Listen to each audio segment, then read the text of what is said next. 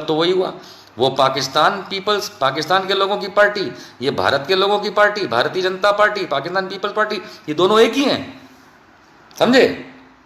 ये जो बीजेपी का रोल मॉडल है ये जिन्ना है, सावरकर भी नहीं है, हेडगेवार भी नहीं है। तो देखा, जब मुद्दे की बात होती है तो हमारी फ्रीक्वेंसी भी फोन की कोई डाउन कर देता है। ससुर सुन रहा है कोई, देख रहा है कोई, कोई बात नहीं, देखो। खैर, अब रिज्यूम हो गया लाइव, तो मैं आपको बता दूं कि बीजेपी और पीपीपी ये तो सेम है। जुल्फिकार अली भुट्टो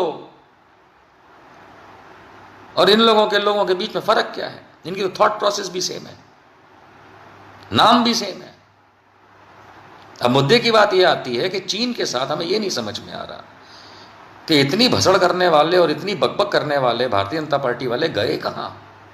सोशल मीडिया मत देखिए, सोशल मीडिया में तो वो ट्विटर हैंडल्स और फेसबुक अकाउंट और बाकी जगहों पे इस तरीके की फेक आईडीज और वो छुन्नुन मुन्नन लोग हैं जो लगे रहते हैं, मोदी मोदी करते हैं, उससे तो कोई फर्क नहीं पड़ता। हकीकत क्या, असलियत तो ये है कि मेजर जनरल जीडी बख्शी जैसे लोग अब ये कहने लगे हैं कि सरकार में बुद्धि नहीं है, सरकार कांग्रेस से लड़ रही है बजाय के चीन से। अब ये हाल हो गया, इतनी धुलाई करी कि अब रिन की धुलाई सबसे सफ़ेद हो गई, अब बख्शी साहब भी सीधे हो गए, अब वो भी सही बोलने लगे हैं। पहले बहुत गरियाते थे, लेकिन अब आप देखिए तो वो भी सही बोलने लगे, कहते हैं सही बोल रहे हैं। कल ही उन्होंने ट्वीट किया जनरल जीडी बख्शी ने कि सरकार तुमको चीन से लड़ना चाहिए, तुम कांग्रेस से काहे लड़ रहे हो। मतलब अब तो उनके लोग भी समझ गए कि ये चार्ली बना रहा है मोदी, और ये चार्ली क्यों बना रहा है उसका कारण है। आते हैं अब उस छोटी सी डिटेल पे। थोड़ा सा इतिहास हमने समझ लिया, अब ये देखिए कि भारत और चीन का आपस में संबंध क्या है। भारत और चीन का करंट सिचुएशन में संबंध जो है वो एक ट्रेड और इकोनॉमिक्स के रिलेटेड ही है, ठीक है। नरेंद्र मोदी को जितना मैं पहचानता हूं शायद आप लोग नहीं समझते हैं, मैं गुजरात में इतने साल रहा हूं, ये जब चीफ मिनिस्टर थे वहां के तब भी रहा हूं, और ये हर चीज़ के लिए चीन भागते थे, अपने लोगों को चीन भेजते थे, अपने लोगों को मतलब सरकारी अफसरों को, कि किसी तरह से चीन के साथ हमारा ट्रेड हो जाए, अच्छा तो गुजरात में प्रॉस्पेरिटी आ जाएगी, गुजरात का उत्थान हो जाएगा। इसीलिए आज की तारीख में हिंदुस्तान, भारत, इंडिया के अंदर यदि चीन का भारत में सबसे ज़्यादा अगर इन्वेस्टमेंट है तो गुजरात में है, गुजरात में है, राज्यों के हिसाब से अगर देखा जाए। अगर इस चीज़ को थोड़ा और गहराई से समझने की कोशिश करें तो ये हम बिस्तरी तो बहुत पहले से मिस्टर मोदी की थी चीन के साथ। राजनीतिक हम बिस्तरी मोदी जी की चीन के साथ तो तब से चलती चली आ रही है जब ये चीफ मिनिस्टर हुआ करते थे, मुख्यमंत्री थे गुजरात के, तब इन्हें चीन में कोई खामी नहीं दिखती थी। तब इनके जो बेवकूफ़ आरएसएस के जो लेखक रतन शारदा जैसे है ना नालायक लोग, ये जो लिखते थे कि नेहरू ने आरएसएस की काम को पसंद किया था चाइनीज़ एग्रेशन के टाइम पे 60 के दशक में, ये बेवकूफ़ बनाने वाले लोग थे, क्योंकि चीन तो हमारे लिए दुश्मन है। पूरा भारत, हमारे बाप दादाओं से लेकर के हमारे बच्चे तक ये जानते हैं कि चीन दगाबाज और धोखेबाज देश है। तो दगाबाज और धोखेबाज है, ये तो कोई नई बात तो मालूम नहीं चली हम लोगों को। लेकिन एक धोखेबाज के साथ कौन दोस्ती करता है? धोखेबाज।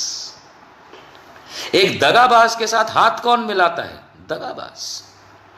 ये धोखेबाज और दगाबाज चीन के साथ हाथ और गले मिलने का काम धोखेबाज और दगाबाज नरेंद्र मोदी ने किया। इन्होंने प्रधानमंत्री की कुर्सी से पहले जब मुख्यमंत्री थे गुजरात के, तब चीन में जाके घुस गए थे, और प्रधानमंत्री बनने के बाद चीन के अंदर जाके पूरी तरह से राजनीतिक तौर पे लेट गए, क्योंकि माओवाद सीख के आए वहां से। और इनकी बदौलत हमारा और पाकिस्तान का जो संबंध और प्रॉब्लम है उसको रख दीजिए साइड में, क्योंकि ये गीदड़ जब भौं भौं करते हैं तो सिर्फ पाकिस्तान का ये कर देंगे, पाकिस्तान को फोड़ देंगे। आपने भी देखा होगा, खास करके मीडिया में भी और सोशल मीडिया में, घुस के पाकिस्तान को घर में मारेंगे, पाकिस्तान में लाहौर में घुस जाएंगे, रावलपिंडी खत्म कर देंगे, इस्लामाबाद में हमारा तिरंगा होगा। और उधर चीन तुम्हारे अंदर घुस गया और तुम कच्छा खुजाते रह गए। भारत के सैनिक तो जो लड़ाई लड़ना चाहते बिल्कुल लड़ेंगे, हमेशा लड़ेंगे। जरूरत पड़ी तो हम और आप जाकर के लड़ेंगे अपनी सरहदों पे, अपनी सेना को और सीमा को बचाने के लिए और सपोर्ट करने के लिए। लेकिन ये 3 दिन में सेना खड़ी करने वाले मोहन भागवत, ये तो भागमत हो गए, भाग लिए। कहां हैं आजकल मोहन भागवत? कहां हो डार्लिंग? शक्ल तो दिखाओ देश को। ऐसे तो बहुत बड़े हिंदुओं के तुम नेता बने फिरते हो, कहां हो आजकल? चीन ने तुम्हारी चाय के अंदर बवंडर मचा रखा है, तुम्हारे चाय वाले का बवंडर कर रखा है चीन ने। तुम तो दिखते भी ना हो। हिंदुओं के निकलेगा मुंह से कुछ फिर।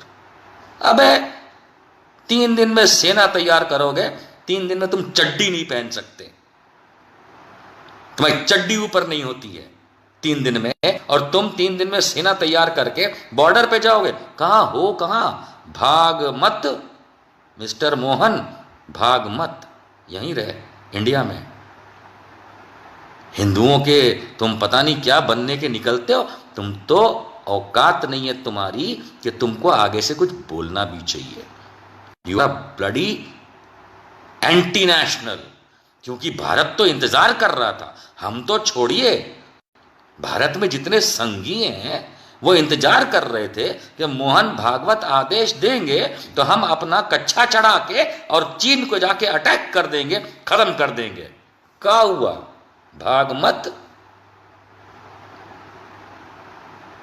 नकली आरएसएस, क्योंकि राष्ट्रीय स्वयंसेवक संघ भी नहीं है, वो तो रॉयल सीक्रेट सर्विस है अंग्रेजों की।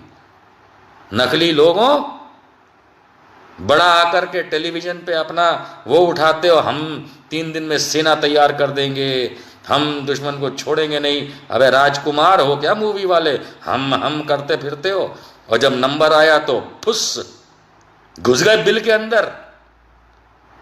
संघियों हमारी 2 कौड़ी की औकात नहीं है, ये तुम याद रखो। खेल खेलते हो, राजनीति खेल है, सही बात है। साइकिल का पहिया है, कभी तुम्हारा ऊंचा कभी किसी और का ऊपर, कोई परेशानी नहीं है।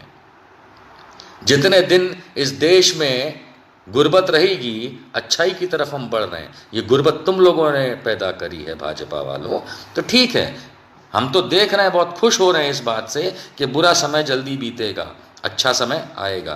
तुम्हारे अच्छे दिन और कच्चे दिन जो है ना, अच्छे और कच्चे दिन वो अपने पास रखो।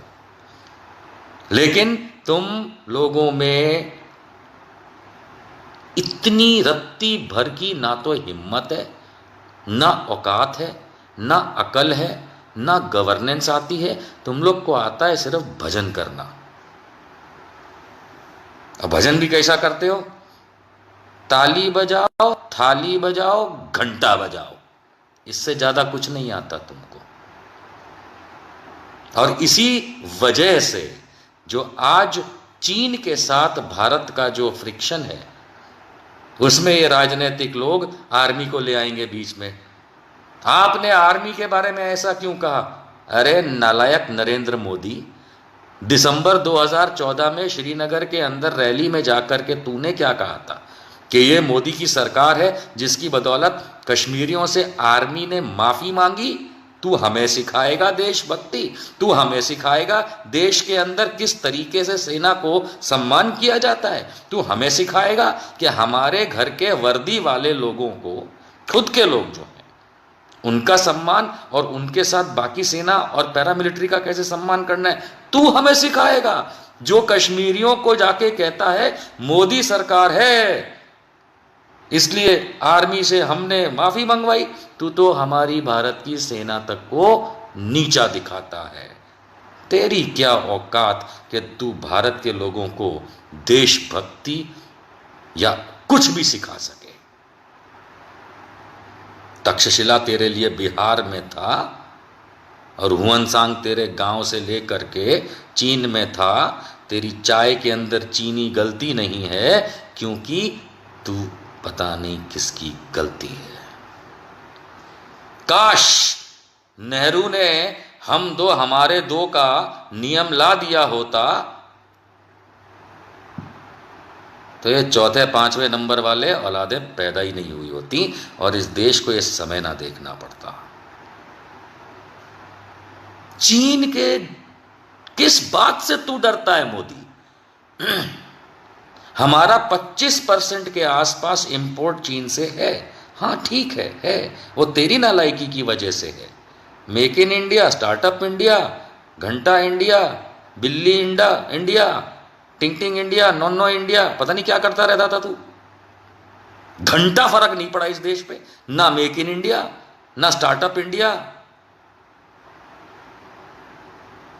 अगर वो चीजें समय से कर दी होती या नहीं की होती जो चलता चला आ रहा था, पिछली सरकारों का जो पैटर्न चलता चला आ रहा था, अगर वही करता रहता भाई तू, तो हमारे देश का चीन के ऊपर जो डिपेंडेंसी है वो over the period of time अपने आप कम हो जाता। अगर एवेन्यूज दूसरे देशों से, पर तू तो प्रधानमंत्री बनने से पहले मुख्यमंत्री रहते हुए उनके मोदी जी में घुसा हुआ था चीन के। क्या करे फिर बताओ? तुम्हारा तो वो चचेरा भाई है चीन। तुमने तो बर्बाद कर दिया। आज तुम उस दूल्हे की तरह हो जो लड़की अपनी पसंद से पसंद करके माँ बाप से झगड़ा करके शादी करता है और पहली रात को ही जब बीवी थप्पड़ मारती है मुंह पे तो किसी को मुंह दिखाने लायक नहीं होता है। यह है आज का नरेंद्र मोदी चीन के सामने। यह है आज का नरेंद्र मोदी। मेरे 20 जवान शहीद हुए गालवान में, हमारे 20 जवान शहीद हुए और इस चपड़गंजू ने 59 चीनी एप्स को बंद करा दिया भारत से।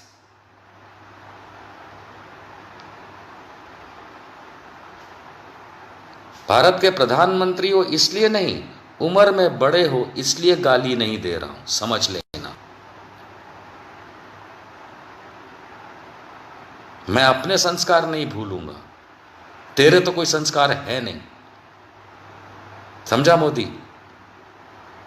मेरे 20 जवान शहीद हुए इस देश के लिए तेरी नालायकी की वजह से, क्योंकि अप्रैल 2018 में जब वुहान में नरेंद्र मोदी भारत का प्रधानमंत्री और जी जिनपिंग चीन का राष्ट्रपति जब ये मुलाकात करते हैं डोकलाम के बाद, तो इनके बीच में एक अंडरस्टैंडिंग होती है। ये अपनी अपनी आर्मियों को कहते हैं कि LAC पे, लाइन ऑफ एक्चुअल कंट्रोल पे, अब शांति से, समझबूझ से, बातचीत से बातों को सुलझा लेना, ताकि आगे डोकलाम जैसी परिस्थिति ना आए।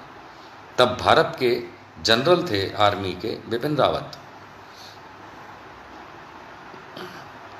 अब मैं फौज से तो पूछता नहीं हूं, लेकिन मैं इस नरेंद्र मोदी से तो पूछ सकता हूं ना कि भैया उस समय की और इस समय की, अप्रैल 2018 से लेकर के मई 2020 तक के बीच में 2 साल से ऊपर का समय निकल गया, क्या क्या हुआ भैया अंडरस्टैंडिंग में? कुछ तो हुआ होगा। कुछ नहीं हुआ, कुछ नहीं हुआ तो प्रधानमंत्री कुर्सी पे काहे बैठे हो? जाओ बाहर सफाई वालों के साथ, हमारे कोरोना वॉरियर्स हैं सफाई वाले, उनके साथ जाके झाड़ू लगा, सड़क पे जा झाड़ू लगा। और वहां तेरे को काम नहीं मिलता है अगर, क्योंकि बायोडेटा बहुत खराब होगा, तो जा किसी संगी के घर पे झाड़ू पोछा बर्तन कर ले। लेकिन देश के नाम पे लोगों को बेवकूफ बनाना बंद कर, क्योंकि एक ढेले का काम गालवान वैली तो छोड़िए, पूरी की पूरी LAC पे जो अंडरस्टैंडिंग 2018 अप्रैल की थी उस पर कुछ नहीं हुआ। हुआ तो सिर्फ ये कि उस समय के हमारे जनरल बिपिन रावत साहब आर्मी के जो चीफ थे, वो रिटायरमेंट के बाद CDS बना दिए गए, चीफ ऑफ डिफेंस स्टाफ। बस इतना ही किया आपने। तो भाई उस आदमी से कम अब तो पूछा जा सकता है कि इन 2 सालों में रावत साहब आपने क्या किया। अगर आपने कुछ भी किया होता being the head of the armed forces of that area, then कम से कम ये सिचुएशन तो नहीं आई होती। और मान लेते हैं कि आई, क्योंकि चीन दगाबाज है, तो ये मोदी जैसा आदमी 18 बार जिनपिंग को मिलता है, उसको तो उखाड़ करके कुर्सी से फेंक देना चाहिए। क्योंकि जिनपिंग नालायक है तो उसके साथ झूला झूलने वाला ये चाय और चीनी दोनों नालायक है, नहीं है?